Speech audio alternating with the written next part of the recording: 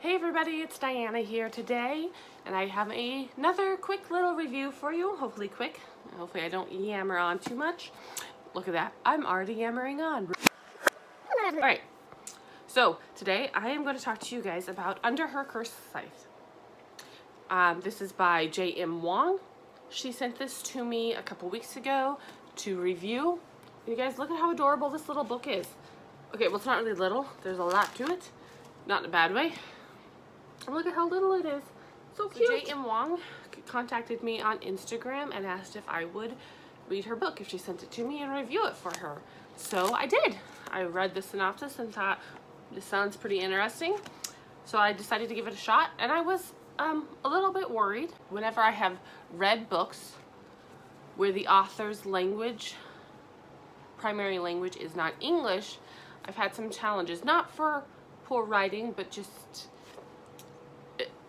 translations don't always go smoothly into English, or if they are writing it straight to English, it tends to be a little bit harder to understand because they are not fluent in English. We talk a little different, and writing is a little bit different when you're not using proper structured English, which maybe is the problem more than anything else. But I decided to take a chance on this one, and I am so glad that I did.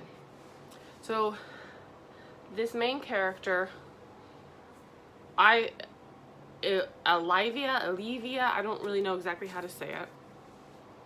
You can kind of see that is her name.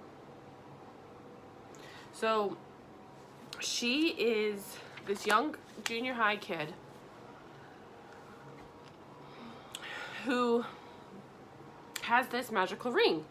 And when she wears her ring and she touches people, she takes their souls. And her mother is making her reap souls to keep her brother alive. She made a deal with somebody. We're not really, but I know now because I've read the book, but you'll find out in here. She's made a deal, and she needs to feed that person's souls in order for them to give her the medicine, potion, whatever you want to call it, to keep her son alive. So she uses her daughter. She makes her go out killing people every night, trying to collect souls, and she has to get them all collected by October 31st. And in the process of going out and doing souls, which she doesn't like doing, she does not like what she does, but she's driven because she wants her mom to love her. She wants her mom's affection, her mom's love. She never has had that.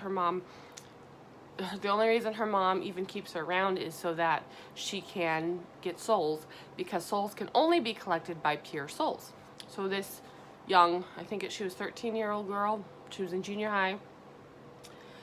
This young girl is young enough to be pure. She hasn't been corrupted by the world yet, and the mom's soul is definitely not pure. So she needs her daughter to be pure. On one of her nights out, she meets these blessers, which are basically hunters. All right? They're not witches. They're not really witch hunters, I guess. But hunters is still kind of the best way to describe them, because they do try to stop people from, the Grim Reaper, from killing too much and things like that. This is called, the ring she has is called the Reaper ring. And it's basically, the story is basically about her struggle. She doesn't like what she's doing, but she wants her mom's love, and she hates her brother because her brother, when he gets the potion fresh every year, he is normal. But as it wears off, he kind of becomes more not normal, and kind of, by the time that we're introduced to her, it's towards the end of the year. It's almost October 31st. So all he can do is lay in bed, and she's having to clean up, slobber. He can't even eat. He throws everything up. So she kind of resents him, because even though he can't even do anything useful, his mom still loves him more. And their father has left them for another woman. And so the mom's really bitter and angry about that. and some reason the daughter just kind of gets the brunt of everything. And it all does make sense when you get further in. I definitely enjoyed this book. It was such a unique story, something I had never even think of. I don't know how the author thought of it. It was very unique, very well done. I love the way that she had these clues weaved in there, and in a way that I was never for sure what was going to happen. I had ideas, and one of my ideas is what ended up happening, but you know, I was never quite sure that was exactly what was going to happen, because there were so many different ways it could have gone, and the way that she kind of buried those clues, they were there, so when I look back it can be like, oh yeah, I see. But at the time, you know, it's not quite obvious, which is exactly how I like books to be. So she did it's a complicated story, but it's easy to read, so not confusing at all. I did ding it down a little bit on my Goodreads score, not because it was bad, but just because there were a few times where it needed help with its English, where the English could have been a little bit more clear. And it was simple things like the wrong tense of the word was, you know, like it should have been she looks at instead of she looked at. Things like that. Very simple. It wasn't anything that took away from the story or made it harder to read.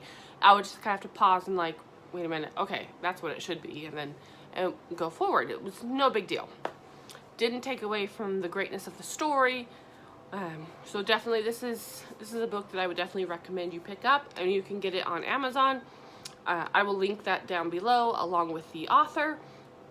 And I think that is it, because if I say anything more, I'm going to start giving away spoilers or just be rambling, and I'm trying to avoid rambling. So thank you guys for watching. If you guys like that video, can you guys give it a big thumbs up?